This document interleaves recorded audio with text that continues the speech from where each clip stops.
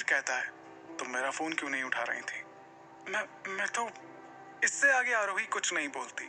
मिहिर अपने होंठ आरोही के होंठों पर रख देता है। आरोही अपनी आंखें बंद कर लेती है। अब तो जैसे उसे इस सब की आदत हो चुकी थी। मिहिर उसे कभी भी आकर हक कर लेता, नहीं तो उसे किस करने लगता था। आरोही ने मिहिर की शर्ट को कसकर पकड़ा हुआ था, जैसे वो अपने अंदर हो रही हलचल को छुपाने की कोशिश कर रही हो। मिहिर उसे बहुत टाइटली किस कर रहा था, जैसे वो आरोही को खा ही जाएगा। आरोही की सांस फूलने लगी थी।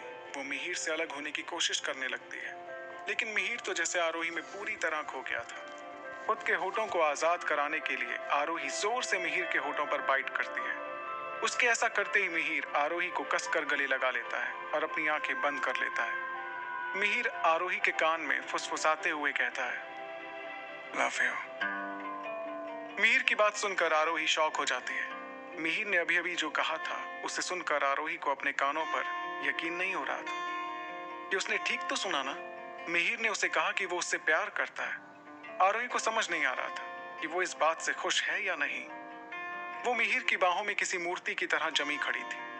वहीं मिहिर आरोही से भी इसी जवाब की उम्मीद कर रहा था। मिहिर आरोही से अलग हुआ और उसकी आंखों में देखने लगा। वो सुनना चाहता था कि आरोही भी उससे प्यार करती है, लेकिन आरोही मिहिर से नजरें चुरा रही थी। वो समझ नहीं पा रही थी इस अजीब सी सिचुएशन में क्या करे। मिहिर कहता है, मुझे तुम्हारा जवाब चाहिए। उसकी बात सुनकर आरोही का दिल धक से रह गया था। आरोही मिहिर से प्यार तो करने लगी थी, पर यह बात मिहिर को बोलने की उसमें बिल्कुल भी हिम्मत नहीं थी, या फिर वो ये बात चाह कर भी बोल नहीं सकती थी। आरोही तो बिल्कुल चुप थी और ये चुप्पी मिहिर के अंदर बेचैनी पैदा करने के लिए काफी थी। तभी दरवाजे पर किसी ने नॉक किया। आवाज सुनकर आरोही जल्दी से कहती है, कोई आया है। मिहिर की पकड़ आरोही पर मजबूत हो गई थी, जैसे वो उसे छोड़कर कभी भी उठ सकती है। आरोही रिक्वेस्ट करते हुए कहती है, प्लीज छोड़िए, हमें कुछ इंपॉर्टेंट होगा तो। मिहिर उसे कुछ सेकंड देखता है और छोड़ देता है। मिहिर का मूड तो जैसे अब और खराब हो गया था। आरोही जल्दी से जाकर केबिन का डोर खोलती है। सामने विजय था। लंच टाइम हो गया था, इसलिए वो उन दोनों के लिए लंच लेकर आया था। विजय अंदर आया और जैसे ही उसकी नजर मिहिर पर पड़ी, वो डर से कांप गया। उसे समझ नहीं आ रहा था कि वो हमेशा गलत टाइम पर क्यों पहुंचता है। विजय जल्दी से खाने के बॉक्स को टेबल पर रखता है। मिहिर गुस्से से कहता है, get out from here and I don't want any disturbance. Vijay एक पल में वहां से गायब हो गया। आरोही तो मिहिर को देखकर हैरान थी कि अभी तो ठीक था। मिहिर ने आरोही को हक करके अभी अभी मूड ठीक किया। अब विजय के आने से जैसे सब खराब हो गया था। मिहिर खुद को शांत करते हुए कहता है, चलो लंच करते हैं। दोनों लंच करने बैठ गए। उसके प्रपोजल के बाद आरोही के पास मिहिर से नजरें मिलाने की भी हिम्मत नहीं थी। मुंबई में निष्ठा कब से अपनी फ्रेंड वीरा को कॉल कर रही थी, पर वीरा फोन नहीं उठा रही थी। निष्ठा थक कर अपना काम करने लगती है। शाम होने वाली थी। माहिर और निष्ठा अग्निहोत्री मेंशन के सामने खड़े थे। निष्ठा के तो डर के मारे पसीने छूट रहे थे। उसे यहाँ आने का बिल्कुल मन नहीं था, लेकिन उसके पास माहिर से कुछ भी बोलने की हिम्मत नहीं थी। दोनों अंदर कदम रखते हैं। माहिर ने निष्ठा का हाथ कसकर पकड़ा हुआ था। निष्ठा माहिर के साथ कॉरिडोर से होते हुए अंदर गई और अंदर का नजारा देखकर वो उसकी खूबसूरती में ही हो सी गई। पूरे मेंशन को बहुत खूबसूरत से डिजाइन किया गया था। उनके अंदर पहुंचते ही माहिर की दादी उर्मिला की नजर उन दोनों पर पड़ी। उन्हें यकीन नहीं हो रहा था कि माहिर सच में एक लड़की के साथ आया था। वो सोफे से उठकर उन दोनों की ओर गई और जाकर सीधे निष्ठा को गले लगा लिया। निष्ठा उन्हें बस देखती रह गई। निष्ठा ने ऐसी उम्मीद बिल्कुल नहीं की थी कि उसके वहां आते ही ऐसा होगा।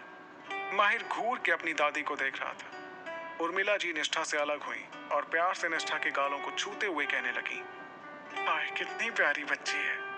निष्ठा सामने खड़ी एक बुजुर्ग औरत को देखती, जिसने सिंपल पर बहुत ही महंगी साड़ी, उनके गले में मोती और हीरे का हार पहना हुआ था और उनके बाल जूड़े में बंधे हुए थे।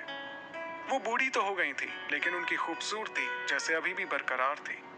निष्ठा तो पहले से ही हैरान थी। वो उन्हें देखकर बस हल्का सा मुस्कुरा देती है।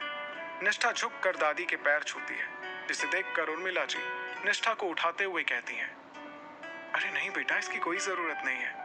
वो माहिर की परवाह किए बगैर निष्ठा का हाथ पकड़ती है और उसे सोफे पर बिठा देती है। माहिर अपनी दादी को अच्छे से नोटिस कर रहा था, जिसने अपनी बहू के आने की खुशी में अपने राजकुमार को नजरअंदाज कर दिया था। उर्मिला जी की इतनी खुशी भरी आवाज सुनकर माहिर के दादा और उसकी माँ भी वहां गए। उन दोनों की नजर उर्मिला जी पर गई, जो खुशी से एक लड़की का हाथ पकड़े हुए बैठी हुई थी और साइड में ही बिना किसी भाव के माहिर खड़ा उन दोनों को देख रहा था। उर्मिला जी खुशी से कहती हैं, तुम्हारा नाम क्या है बेटा? निष्ठा जवाब देती है, जी हमारा नाम निष्ठा है। माहिर के दादा अनंत जी मुस्कुराते हुए कहते हैं, बहुत अच्छा नाम है तुम्हारा। निष्ठा मुड़कर माहिर के दादा और माँ को देखती है, जो मुस्कुराते हुए उसी को देख रहे थे। उसे घबराहट भी हो रही थी कि उससे कोई गलती ना हो जाए। माहिर की फैमिली बहुत खुश थी कि माहिर ने किसी लड़की को पसंद कर लिया है। उन्हें पहले तो यही लग रहा था कि माहिर सिर्फ उनका मन बहलाने के लिए कह रहा था कि उसने उनकी बहू ढूंढ ली है। निष्ठा को बहुत अजीब लग रहा था। सबकी नजर उस पर ही थी, जिससे वो और ज्यादा घबरा रही थी।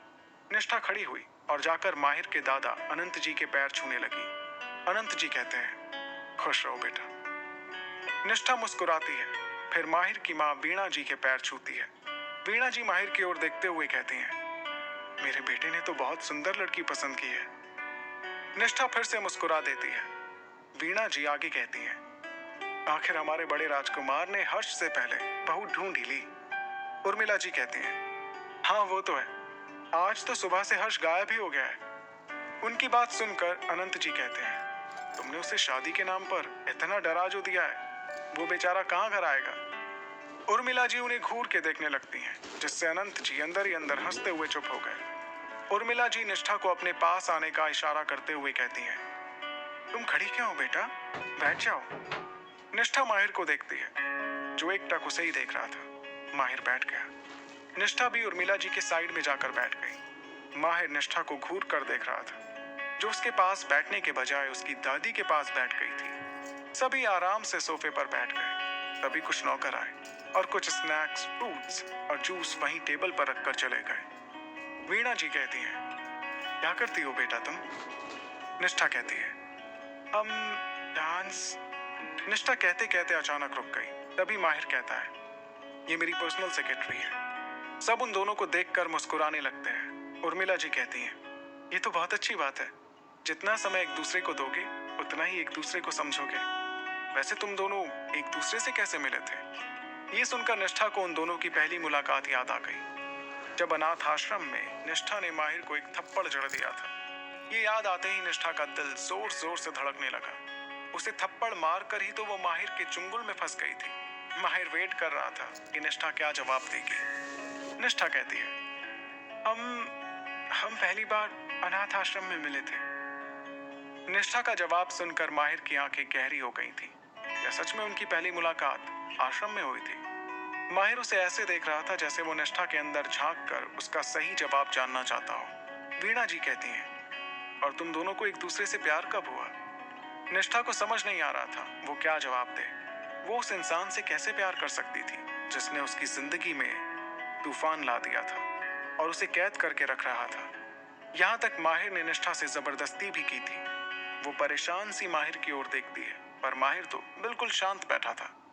निष्ठा मनी मन कहती है, ये राक्षस हमारे साथ हमेशा ऐसा क्यों करते हैं? हम तो इनसे सिर्फ नफरत ही कर सकते हैं, बंदर का पूर्वज। माहिर तो जैसे निष्ठा की मन की बात समझ रहा था। तभी हर्ष की एंट्री होती है। हर्ष खुशी से कहता है, भाई आप आ गए। सबकी नजर सीधे हर्ष पर गई। निष्ठा की नजर सामने खड़े लड़के पर पड़ी, जो हैंडसम और बहुत ही कूल लग रहा था, पर वो माहिर से बिल्कुल अलग था। अगर हम माहिर को करेले का जूस कहें तो हर्ष को चॉकलेट शेक कह सकते हैं। हर्ष की बात पर उर्मिला जी कहती है, तेरा भाई तो आ गया, पर तू कहाँ था? और मैंने तुझसे कुछ कहा था।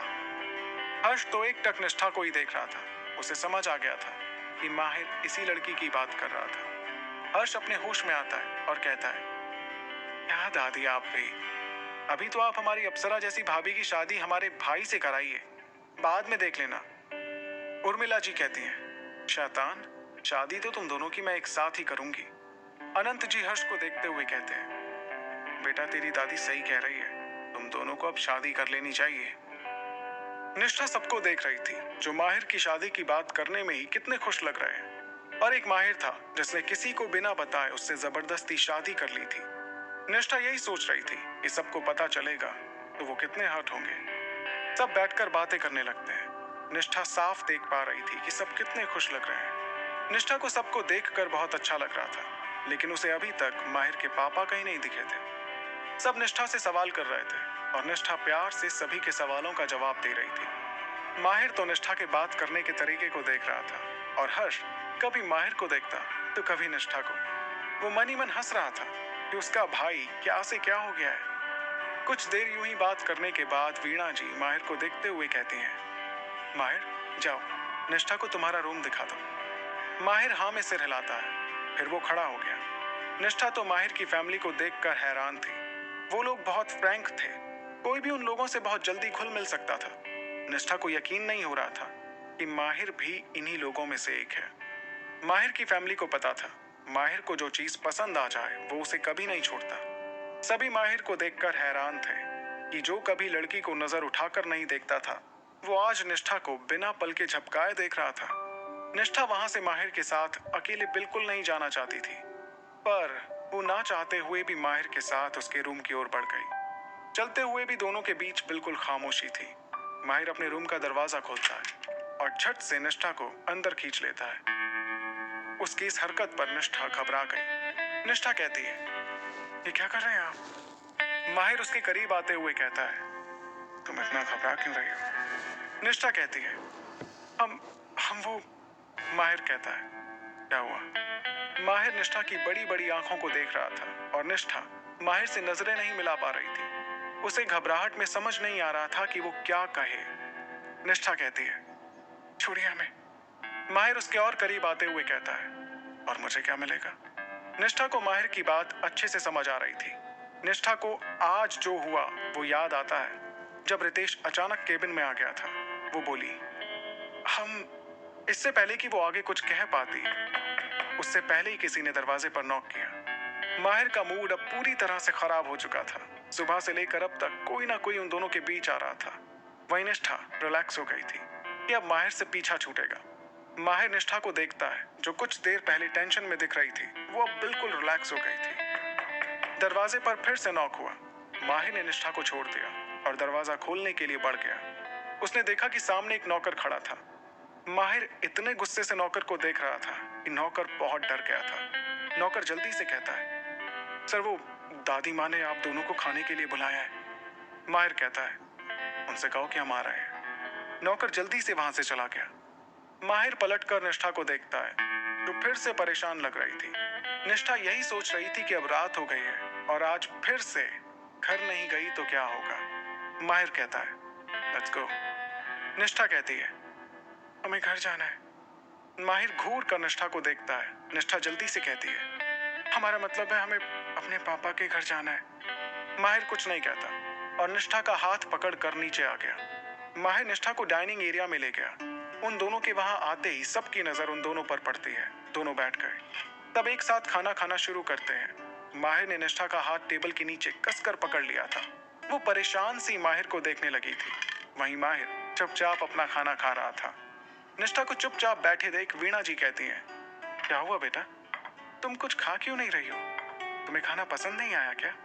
पर निष्ठा के पास उसके हाथ हो तब वो खाना खाए ना। निष्ठा क्या बोले, उसे कुछ समझ नहीं आ रहा था। वो अपना हाथ छुड़ाने की पूरी कोशिश कर रही थी। निष्ठा झूठी मुस्कान के साथ कहती है, ऐसी कोई बात नहीं है आंटी। वीणा जी बीच में ही कहती हैं, तुम मुझे आंटी मत कहो, माँ कहो, मुझे ज्यादा खुशी होगी। निष्ठा कहती है, जी माँ। निष्ठा को ये सुनकर बहुत अच्छा फील हो रहा था। वीणा जी कहती है, तो अब जल्दी से खाना शुरू करो। निष्ठा अपना दूसरा हाथ माहिर के हाथ में रखती है, जैसे वो कह रही हो, आप जो बोलेंगे मैं वो करूंगी, प्लीज मेरा हाथ छोड़ दीजिए। माहिर एक नजर निष्ठा को देखता है, फिर उसका हाथ छोड़ देता है। निष्ठा जल्दी से खाना शुरू करती है।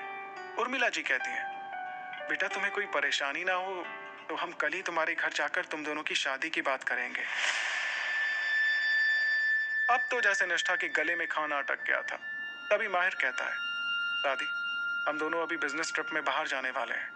आप हमारे आने के बाद निष्ठा के घर चले जाइएगा। अनंत जी कहते हैं, माहिर ठीक कह रहा है, अभी उन दोनों को एक दूसरे को थोड़ा और समझने दो, तब तक हम हमारे छोटे शहजादे के लिए लड़की देखते हैं। अपने दादा की बात सुनकर हर्ष जोर जोर से खांसने लगता है। हर्ष रोनी सी सूरत बनाकर कहता है, क्या दादू आप भी, मेरी अभी शादी करने की एज थोड़ी है, आप लोग तो मेरे पीछे ही पड़ गए हो। हर्ष को देखकर निष्ठा खुद को मुस्कुराने से नहीं रोक पाती। सब अपना खाना खत्म करते हैं और हॉल में आ जाते हैं। माहिर वहां आते ही कहता है, दादी हम चलते हैं। उर्मिला जी निष्ठा के पास आती हैं और प्यार से कहती हैं, मुझे तो मेरी बहू बहुत पसंद है। तुम दोनों जल्दी शादी कर लो और हमें जल्दी पोता पोती की खुशखबरी दो।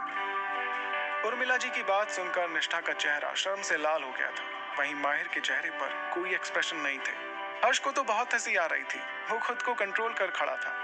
वीणा जी कहती हैं, बेटा इसे तुम अपना ही घर समझना और कभी भी यहाँ आने में हिचकिचाना मत।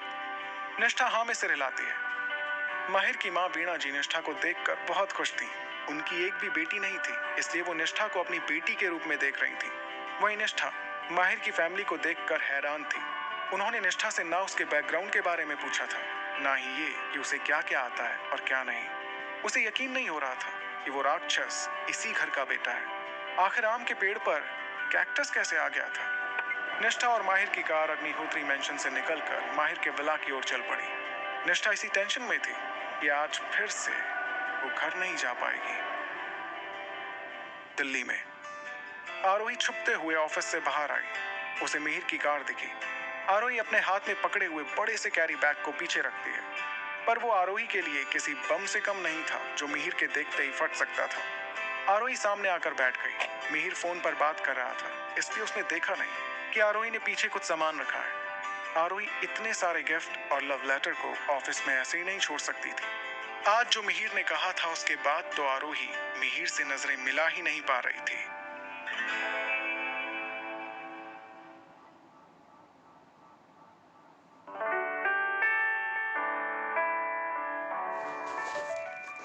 आरोही कार में जाकर बैठ